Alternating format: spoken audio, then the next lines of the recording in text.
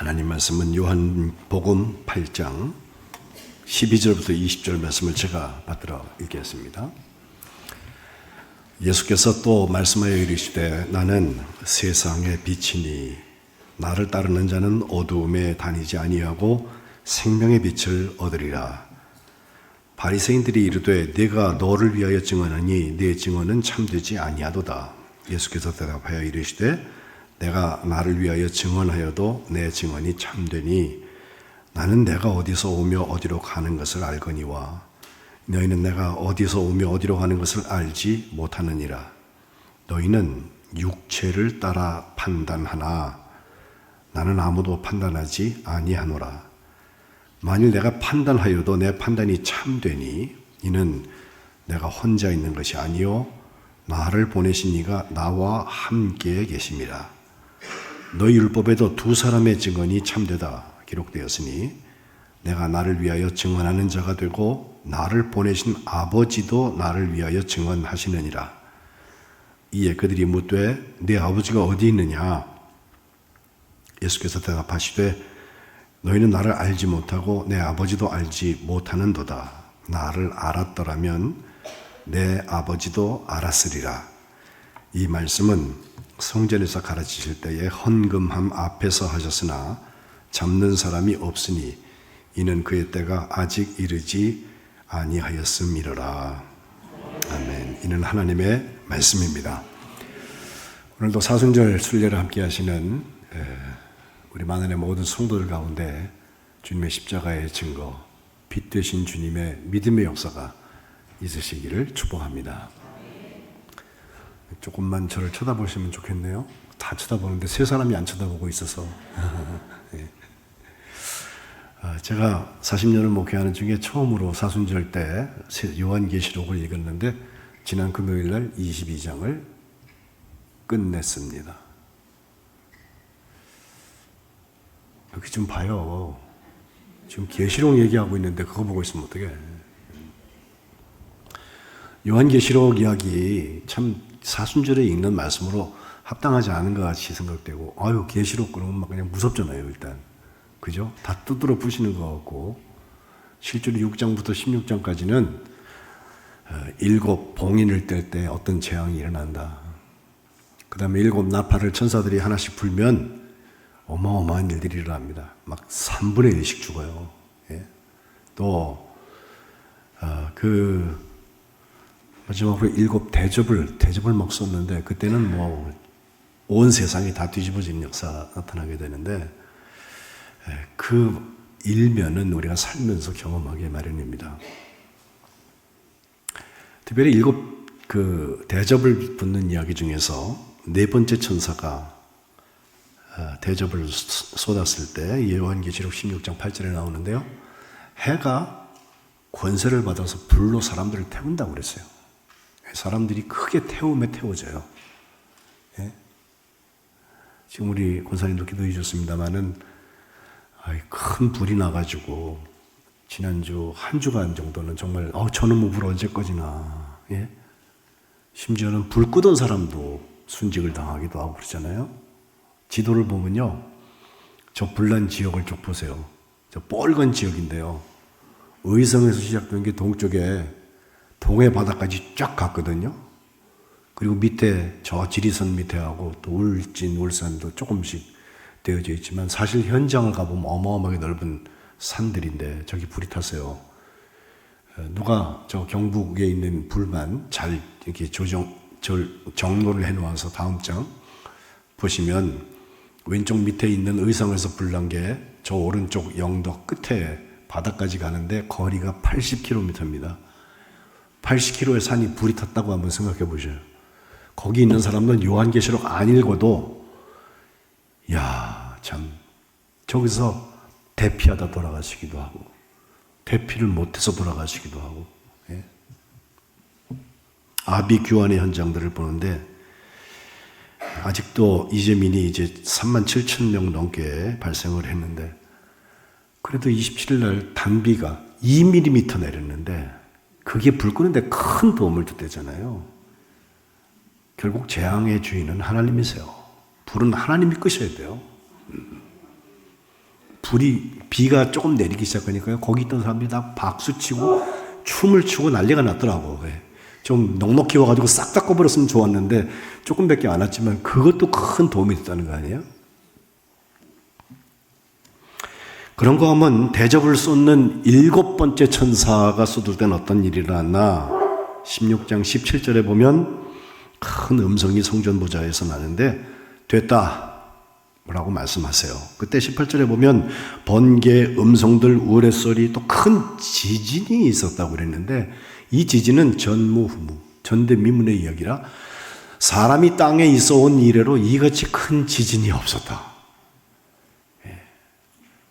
그저께 저 동지나 동남아시아 아래쪽에 보면 옛날에 버마라고 그랬던 미얀마라는 나라가 있죠. 저기 빨간 점이 가운데 위쪽에서 찍혀 있는데요. 바로 그것이 저 미얀마의 두 번째 큰 도시입니다. 사가잉주의 만달레이라는 도시인데 120만 명이 살고 있는 도시예요. 거기에 7.7 리히터 지진계로 7.7이면 어마어마한 것인데 특별히 이게 저 아래에서 바닥 깊은 곳에서 나면은 그래도 피해가 적은데 이게 진앙이 높아서 얕은 데서 지진이 났단 말이에요. 그래서 지금 1000명 이상 벌써 돌아가셨고 추측하기는 10,000명 이상은 돌아가셨을 거다. 그리고 거기서부터 태국 방콕 거리가 한 1000km 떨어져 있습니다.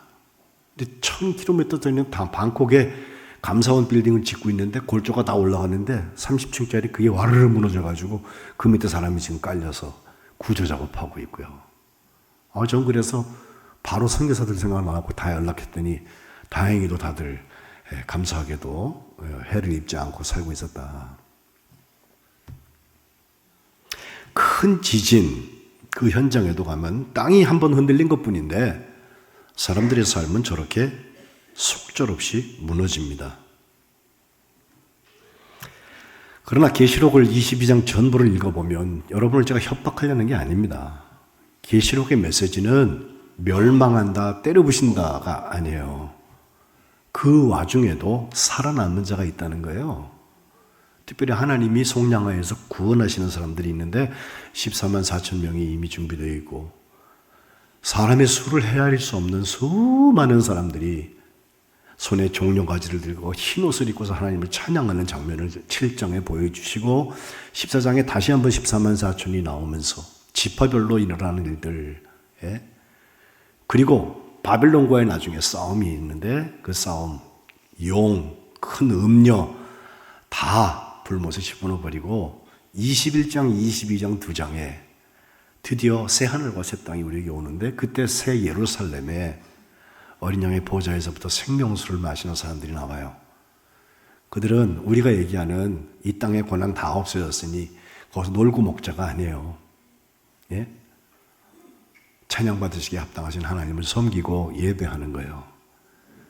그러니까 땅에 살면서 하나님을 예배 한 번도 안 해봤던 사람들은요, 그때 혹시 거기 가더라도 도대체 내가 뭘 해야 되지 멍청하게 있을 거예요.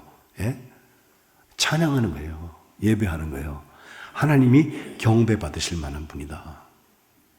이유는 하나님이 세상을 처음에 만드실 때와 그 마지막 부분 창세기 1장 2장과 요한계시록 21장 22장 성경의 구약 시작과 신약 마지막이거든요. 이 두 장씩은 죄에 물들지 않은 영역입니다. 첫 번째 것은 하나님이 만드셨기 때문에 3장에 선악과 떠먹고 범죄하기 이전이라서 그걸 신학적으로는 innocent dream이라고 아주 순진무구한 꿈을 꾸는 상태다라고까지 말을 하는데 그래서 죄가 없는 상태고 이제 사람의 역사가 다 진행된 다음에 계시록을 통하여서 하나님이 열어서 보여주신 것은 세상의 모든 어두운 권세는 다 물리쳐버리고 용 같은 거 어마무시한 그런 이상한 짐승이에요. 머리가 7이고 뿔이 10달려 있고요. 막 불을 뿜고 그러는데 그것도 마치 지렁이 집어던지는 것처럼 확 천사가 집어던지고 끝이에요. 그때까지 오랜 시간 동안 박해받고 실제로 요한계시록을 쓰던 요한이 봤던 것은 도미시안 황제가 그를 핍박을 해가지고선 저기 밤모섬에 끌려가서 거기서 낮에는 노동을 하고 나이 먹은 할아버지가 밤에 굴에 들어갔는데 하나님 그거 보여주신 거거든요. 그러면서 인생 마지막에 대한 얘기를 하고 계신 것 같지만 사실은 지금 구원받은 사람이 결국 누릴 이 박해는 오래 가는 것 같지만 상대적으로 짧은 시간이고 그 박해를 그치는 하나님의 역사, 그 멸망으로 보여진 것, 마지막 큰 바벨론과 음녀가 심판받는 장면을 보면요, 하루 동안에 1시간에 이렇게 되어 있어요. 짧은 시간에 하나님의 완성의 역사가 나타나고 그 다음에 새 예루살렘 성의 역사가 나타난다. 그런데 예루살렘 성에서는요, 더 이상 빛이 필요 없을 만큼 밝은 곳이다. 그렇게 되어 있습니다. 해와 달, 별 이미 다 떨어진 것 같지만 요한계시록 21장 23절에 해와 달에 비치면 더 이상 쓸모가 없다. 하나님의 영광이 비친다. 어린 양이 그 등불 되신 곳이다. 만국은 그 빛 가운데로 다닌다. 또 낮에 성문들을 도둑이 닫지 않아요. 밤이 없는 곳입니다. 이렇게 생각하면 정말 우리가 갈 그곳, 거기서 세세무궁토록의 시간을 하나님과 사는 그 시간. 천년왕국이 잠깐 나오지만 천년은 우리한테는 어마어마한 긴 시간이잖아요. 영원에 비하면 아무것도 아니에요. 우리의 시간이 더 짧을 뿐이죠. 그런데 창세기 시작하던 1장에 돌아와 보면요, 하나님께서 세상을 만드실 때에도 태초에 하나님이 천지를 창조하셨다. 1장 2절에 땅에 혼돈이 있었습니다. 지금 우리나라가 좀 혼돈스럽지 않습니까? 왼쪽이 맞나 오른쪽이 맞나. 같은 광장에서 경찰이 막아놓고요, 이쪽과 저쪽이 완전히 다른 말을 해요. 또 하나는 공허하다는 거예요. 다 해놓고 나면요, 한국이 자살률이 높은 이유가 사실은 허무한 것 때문에 그래요. 공허해서 그래요. 그리고 세 번째는 흑암입니다. 어두움입니다. 이게 깊음 위에 있었다고 그랬고, 하나님의 영이 수면에 운행했다는 것이 창조의 시작의 상태인데, 그때 하나님께서 제일 먼저 하신 것도 빛이 있어라. 그랬더니 빛이 생겼다. 과학적으로 얘기하는 얘기가 아니라 하나님이 세상을 만드실 때 시작에 빛이 있었다는 거예요. 그리고 계시록 끝에는 낮과 같이 더 밝은 그 빛, 그 길, 그 나라에 우리가 간다는 거죠. 하나님의 완성의 시간을 말합니다. 빛이 있었을 뿐만 아니라 4절에 보면 하나님께서 그 빛을 보시기에 참 좋았다. 하나님이 빛과 어둠을 구분하셨습니다. 빛은 낮이라고 하시고 어두움은 밤이다. 이렇게 구분하셔서 저녁이 되고 아침이 되니 이것이 첫째 날이다. 이게 창조기사의 첫째 날의 이야기예요. 그것 때문에 저녁이 되고 아침이 되니 유대인들은 그 시간법을 따라서 우리는 0시 1초부터 우리가 이제 하루가 시작된다고 생각을 하지만 날 바꿈이 유대인들은요, 저녁에 해가 똑 떨어지는 시간, 저녁이 된 시간에서부터 하루가 시작이 돼요. 그리고 낮을 지나서 아침을 지나서 다시 해가 떨어질 때까지가 하루라, 이렇게 시간법을 가지고 있습니다. 자, 창세기와 계시록 사이에는 무엇이 있을까요? 물론 구원의 역사를 계속해서 성경은 기록하고 있지만 그 구원을 어디서부터 구원받는 거냐? 죄의 결과에 대해서 창세기에 보면요, 앞부분에 적어도 5가지 중요한 얘기들이 나오는데 제일 먼저는 손에 껏 따먹는 얘기죠. 창세기 3장에. 그 따먹은 다음에 하나님께서 아담아 네가 어디 있느냐라고 물으세요. 그러니까 아담이 뭐라 그래요? 하나님의 소리를 듣고 나서 내가 벗었으므로 두려워하여서 숨었습니다 라고 말합니다. 이 두려워 숨는다고 하는 거, 어둠의 권세는요, 빛이 들어오면 두려워서 숨습니다. 어둠엔 그림자가 있어요. 음습한 곳입니다. 남들 모르겠지 하면서 엉뚱한 짓은 거기서 다 일어나요. 그런데 정말 악한 사람이라 할지라도 밝은 곳에 있으면요, 자기가 하고 싶은 것도 못해요. 두 번째 죄의 결과는 핑계하고 책임 전가하는 것인데, 이제 아담이 그거 따먹은 다음에 하나님께서 너 그거 먹었구나, 이 두려워서 벗었으므로 부끄러워하고 두려워하고 숨는 것을 보시고 하나님께서 그걸 아셔서 물었더니 아담이 대답하는 게 웃기죠. 저 여자가 그 나무 열매를 내게 줘서 먹었습니다라고 여자한테 책임 전가하는데 그 여자를 표현하기를 하나님이 주신 여자예요. 나와 함께 있게 하신 그 여자예요. 라고 말해요. 하나님까지 물고 들어가요. 예? 내 책임이 다가 아니라는 거야. 또 그러니까 하나님께서 여자한테 묻죠. 넌 또 왜 먹었냐? 했더니 뱀이 나를 꿰었어요. 자기가 먹어놓고 뱀이 나를 꿰어서 미혹당한 책임이 미혹한 자에게 있다는 거예요. 예? 결국 뱀과 여자가 원수가 되었다. 그 여자의 세산의 수고나 고통, 남자들은 정말 땀 흘리고 애써야 되는 이야기를 거기에 얘기하면서 결국 땅에 저주의 역사가 시작이 되었다. 근데 계시록 끝에 가면 저주가 더 이상 없다고 얘기합니다. 세 번째 죄의 특징은 거짓말입니다. 여러분, 처음 살인한 사람이 이제 가인과 아벨이라고 4장에 나오는데, 가인이 형이 아벨 동생을 자기의 예물은 받지 않으시고 아벨의 예물은 받으신다. 이제 그 상황에서 죽여요.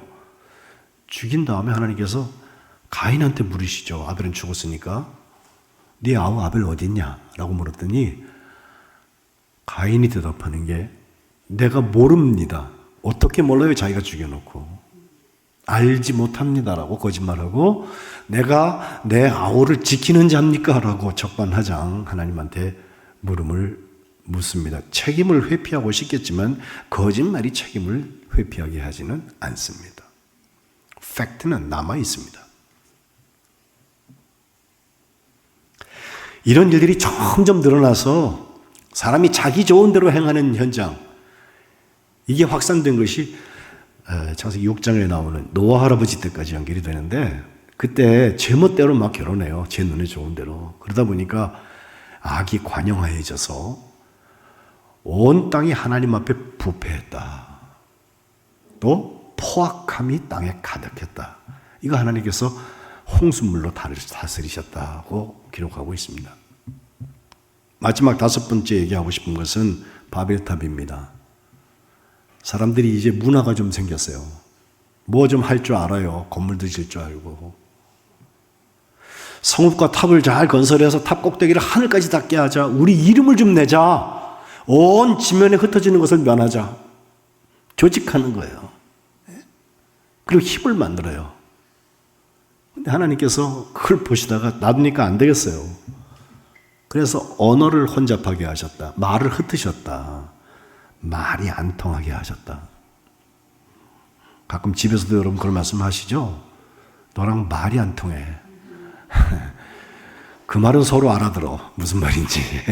한국말 하고 있으니까. 부모가 자녀에게, 부부간에, 또 형제들 간에 말이 안 통해. 근데 이게 말을 그냥 못 알아들을 뿐만 아니라 소통의 역사가 막혔다는 것인데 건축 현장에서 그랬다간 다 넘어집니다. 다 다치고 더 이상 건축이 되지 않습니다. 물 가져오라고 그러는데 시멘트 가져오고요. 어떻게 집을 짓겠어요? 그죠? 그 혼잡하게 하신 것 때문에 그 혼란이라는 말이 바벨인데 그 바벨이 계시록에서는 바벨론이라고 큰 바벨론이라고 세상 권세를 통칭하는 것으로 되어져 있습니다. 자, 오늘 창세기 시작할 때 일어났던 그 빛의 역사와 저 계시록 끝에 나타나는 빛의 역사와 사이에 죄의 문제가 걸려 있고 이것이 어두움의 권세에 꽉 눌려 있는 것인데 주님은 내가 무엇이다에 처음은 지난주에 본 대로 생명의 떡이다 라고 말씀하셨고 이제 오늘 두 번째로는 요한복음 8장에 내가 세상의 빛이다. 빛이라고 말씀하시는 거예요. 사실 빛이라는 말씀을 8장에 오늘 본문에만 말씀하시는 게 아니라 12절, 9장 5절에도 한 번 더 말씀하시는데 제가 한 달 전에 여러분 실로암 목가에 가서 눈을 씻게 하셔서 거기에 믿음의 역사가 표적으로 나타났습니다. 그 표적을 얘기할 때 제가 그 9장 말씀을 드렸으니까 오늘 안 하려고 그래요.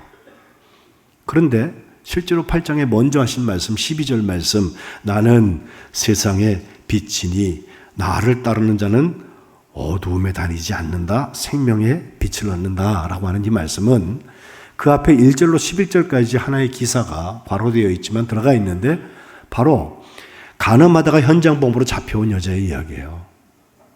사람들은 돌 들고서 예수님한테 묻습니다. 자, 모세율법에는 돌로 던지게 되어 있는데 선생님 뭐라고 그러시겠어요?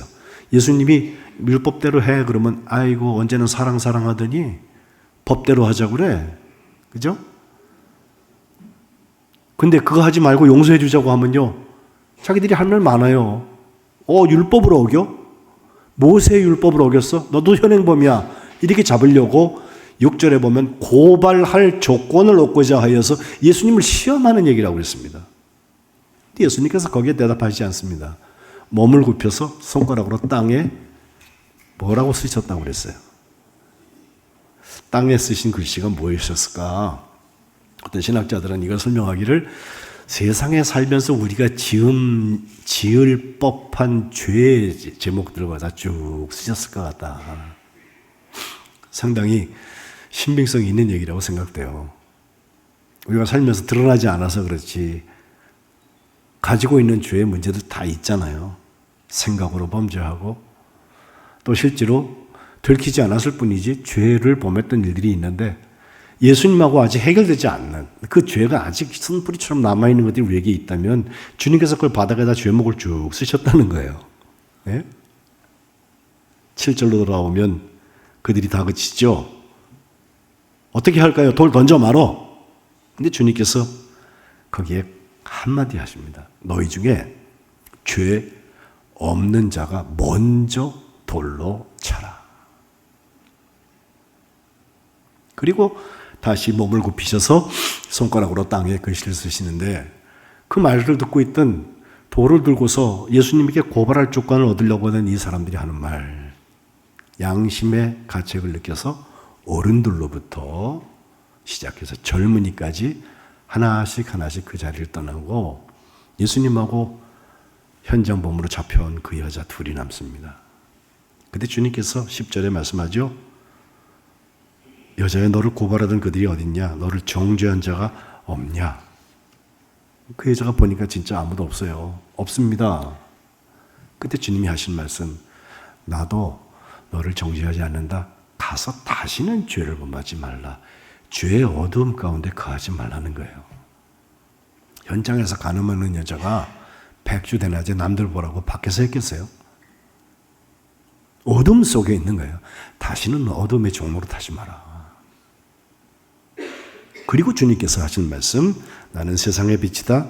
나를 따르는 자는 어두움에 다니지 않는다. 생명의 빛을 얻는다. 오늘 예배하는 우리 만안의 성도님들 다 빛 가운데로 걸어가시기를 주님의 이름으로 축복합니다. 오늘 마지막에 우리가 445장 태산을 넘어 황곡에 가도 찬송할 텐데 그렇습니다. 내 인생 여정 전부가 태양빛 아래 걸어가는 그런 찬송이고요. 또 하늘의 태양빛, 하늘의 그 빛, 하늘의 영광이라고 우리는 번역을 했는데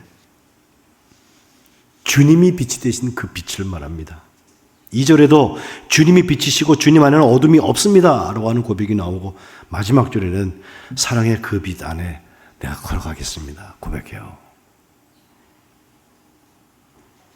오늘 본문 12절로 사실 다 끝난 얘기인데 13절부터 19절까지 쭉 보면요 증인에 대한 얘기가 나와요. 아니 네가 너에 대해서 말하는 게 어떻게 그게 참된 증언일 수 있냐. 네 생각이지 주관적인 판단이라는 거예요. 근데 주님께서 거기다 대고 하신 말씀 그런 소리 하지 마. 너희가 내가 어디서 와서 어디로 가는지 너희 좀 모르지. 난 알아. 하시면서 결국은 하나님께서 나와 함께 계신 것 하나님께서 나의 증인이 되신다고 하는 것에 대해서 얘기하면서 두 사람이면 되잖아. 나와 하나님이 나에 대해서 증거했어. 이렇게 좀 억지 같은 말씀을 하시는데 거기 중요한 원리가 그거예요. 19절에 사람들이 물어요. 아버지가 어디 있는데? 너 혼자 있는데 무슨 소리 하는 거야? 라고 묻죠. 그때 주님께서 하신 말씀 너희는 도대체 나를 알지 못한다. 나를 알았더라면 내 아버지도 안 그러는 거예요. 여러분 제가 계속해서 여러분을 무지몽매하게 만들려는 게 아니라 믿지 않고 알려지지 않는 것들이 있다고 말씀드리잖아요. 믿고 알았삼나이다. 예? 안 다음에 믿을 것 같지만 알고도 안 믿는다니까요. 알려줘도 안 믿어요. 믿으면 큰일 날 것 같아. 어둠이 다 거쳐져 버릴 것 같아. 다 드러날 것 같아. 예? 근데 믿으면 진짜 알려지는 게 있어요. 그분 예수님이 나의 구주 되신 증거. 그 예수님은 하나님이시라는 것이 믿어지기 시작하면요. 그 다음엔 새로운 세계가 열려요. 거기가 새 예루살렘의 성이에요. 똑같은 이야기를 요한복음 14장에 주님께서 내가 길이요 진리요 생명이다. 나로 말미암지 않고는 아버지께로 올 자가 없다 말씀하신 다음에 제자 빌립이 그걸 물어봐요. 요한복음 14장 8절에 주여 아버지를 우리에게 보여주옵소서. 그러면 좋겠습니다. 족하겠습니다 라고 말해요. 근데 예수님께서 하신 말씀, 야 3년 동안 너를 알 줄 사람이면서 이렇게 오래 너희와 함께 있었는데 네가 나를 알지 못하냐. 믿음이 온전치 않은 걸 얘기해요. 나를 본 자는 아버지를 이미 보았다. 왜 아버지 보여달라고 그래? 라고 주님 말씀하시면서 10절에 내가 아버지 안에 거하고 아버지는 내 안에 계신 것을 네가 믿지 않냐? 너희들한테 지금 하는 것은 내가 스스로 지어내서 하는 말이 아니라 아버지께서 내 안에 계셔서 그의 일을 하는 것이다. 그 일이 믿음의 역사입니다. 내가 아버지 안에 거하고 아버지께서 내 안에 계심을 믿어라. 혹시 그거 안 되겠거든. 행하는 그 역사 일로 말미암아서 나를 믿으라고 주님 말씀하세요. 이 믿음이 열려지는 게 2025년도 우리가 기도하고 있는 거예요. 그러면서 12절 다 같이 한번 12절 읽어봅시다. 시작. 내가 진실로 진실로 너희에게 이르노니 나를 믿는 자는 내가 하는 일을 그도 할 것이요 또한 그보다 큰 일도 하리니 이는 내가 아버지께로 감이라. 아멘. 기도의 응답은 이겁니다. 내 이름으로 무엇을 구하든지 내가 행한다. 14절에도 똑같은 말씀 나와요. 내 이름으로 무엇이든지 내게 구하면 내가 행하겠다라고 주님께서 백지수표를 주시는데 그것은 바로 믿는 자가 하는 일, 바로 주님이 하시는 일도 하고 주님이 하신 일보다 더 큰 일도 한다. 주님이 시행하시겠다고 약속하시는 거예요. 믿어지면 알아집니다.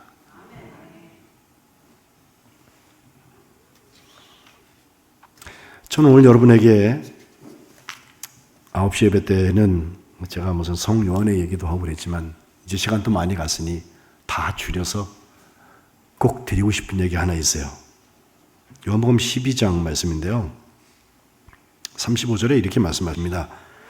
아직 잠시 동안 빛이 너희 중에 있으니 빛이 있을 동안에 다녀서 어둠에 붙잡히지 않게 해라. 빛 가운데로 걸어가라는 거예요. 어둠에 다니는 자는 그 가는 곳을 알지 못한다. 아직 빛이 있을 동안에 빛을 믿어라. 내가 세상의 빛이다. 그리하면 빛의 아들 혹은 빛의 딸이 될 것이다.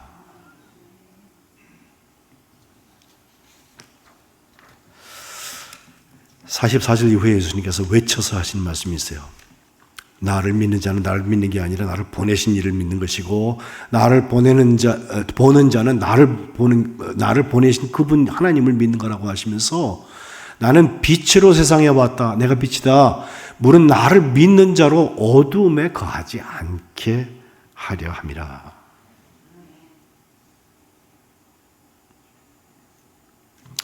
지난 주간을 지내면서 저 불 소식을 들으면서 계속 기도가 되는 게 제가 한 달 조금 전에 한 40일쯤 전에 영덕 지방을 갔다 왔잖아요. 영덕 거기 울진 지방에 우리 교회가 돕고 있는 곳이 거기 2개가 있어요. 그래서 가보니까 하나는 저 읍내에 있고요. 하나는 저 산속에 있어요. 산속에 있는 데로는 불이 안 지나갔는데 읍내에 있는 그 최 목사님네 집은 살짝 산에 있는데 거기로 불이 지나가고 대피하라고 그래갖고 차 몰고서 나왔는데 바람이 태풍처럼 불더래요. 그래서 돌아가지도 못하고 있다가 그 다음날 아침에 가보니까 집이 싹 탔어요. 보여드려야 되나 봐. 제가 갔던 얘기부터 사진 좀 볼까요? 저 빛과 소금 교회가 예전엔 저렇게 있었는데 위에서 보면 1층에 있잖아요. 근데 뒤쪽에서 보면요. 뒤집어 보세요. 넘어가세요. 2층이 교회고 아래층이 지금 무슨 상사 이런 게 거기 들어와 있는데 그때는 거기에 피아노 학원을 했어요. 근데 저기에 이렇게 경사가 져 있어갖고 물이 넘어오면서 여름에 홍수가 왔을 때 그게 다 잠겨가지고선 피아노 학원을 하시는 분들 몇 분 계시잖아. 예? 피아노가 다 떠다닌 거야. 예? 그것도 2번이나 그랬어요.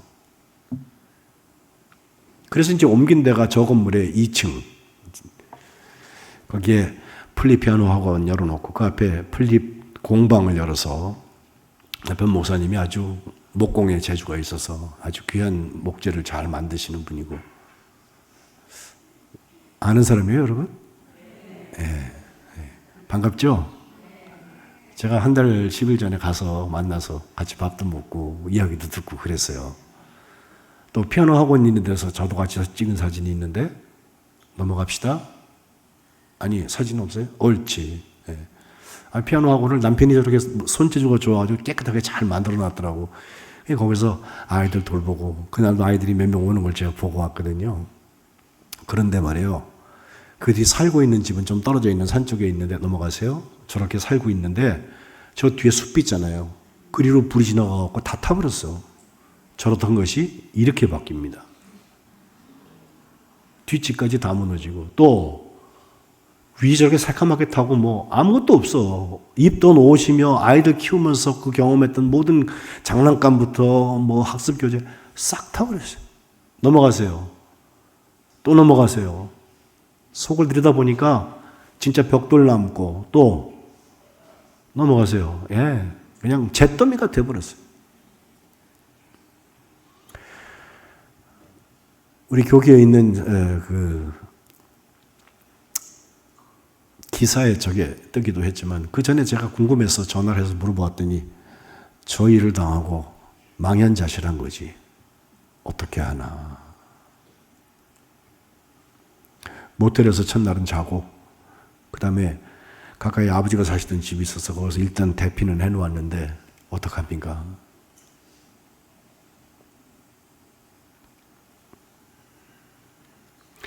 빛이 있을 동안에 우리가 예수 믿는 증거를 사는 거예요.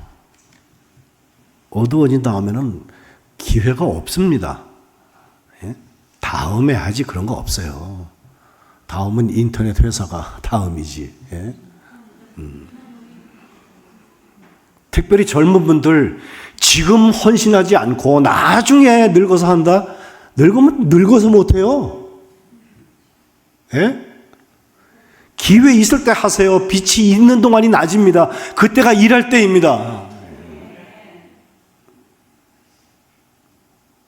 저는 저희 집에 불난 것 같아요. 지금 마음이. 그래서 우리 부장님들하고 연락을 해서 교회가 헌금하자고 한 게 여러분 속에 있는 하얀 봉투예요. 산불 피해 복구 헌금이라고 돼 있죠. 안 보이세요? 네. 여기다가 넣을 때 동그라미 하나 더해서 하셔. 네, 괜찮아요. 울진지방 빛과 소금교회 사택이 저렇게 전소됐는데 새로 시작할 수 있게 우리가 도와야 되잖아요. 선교부에서 알아서 하고 있는 한 달에 얼마씩 보내는 헌금 가지고서 선교했다고 끝냈다고 그러면 어느 선교지가 일할 수 있습니까? 예? 나는 빛이라고 주님 말씀하십니다. 이와 같이 어려운 때일수록 어둠의 권세가 우리를 누르고 있을 때일수록 나라가 좌로 우로 휘청휘청거리고 있는 그때일수록 빛 대신 예수님 우리에게 보여야 합니다. 빛 대신 예수님과 함께 걸어가면서 하늘의 기쁨을 오늘 내가 누리는 것, 이것이 새 예루살렘이 시작되는 것입니다. 우리 만안교회가 참 복된 것은 안자가 평안할 안자잖아요. 근데 이게 놀고 먹는 평안함이 아니에요. 믿음의 역사에 쓰임받는 거예요. 하나님께서 우리 만안교회를 통하여서 세상에 빛의 역사를 이루시기를 주님의 이름으로 축복합니다. 빛과 소금에 대해서 오후 예배 한번 더 할 거거든요. 오후 예배 오세요. 소금과 빛을 함께 나누게 될 것입니다. 기도하겠습니다. 하나님, 고맙습니다. 산불이 있고 지진이 있고 지난주가 우리의 마음이 참 힘들고 어려웠는데 오늘 하나님께서 빛 되신 역사를 묵상하게 하시고 죄로 눌려있는 어둠의 권세를 다 걷어내시고 창조와 회복과 완성의 역사를 보이게 하신 것을 감사드립니다. 빛 되신 예수님께서 더 이상 정죄함에서부터 저주로부터 우리를 자유케 하시고 세상에 빛 되신 예수님과 함께 태산을 넘어 험곡에 가도 빛 가운데로 걸어가게 하여 주옵소서.